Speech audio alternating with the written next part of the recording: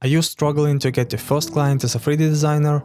And I understand you, getting a client is not an easy task, especially for newcomers in this field. And I have been there too. And for 4 long years I have been trying to figure out the secret formula to create unique 3D content that is most needed by companies around the world, and that will allow us to easily get a client and never be broke again.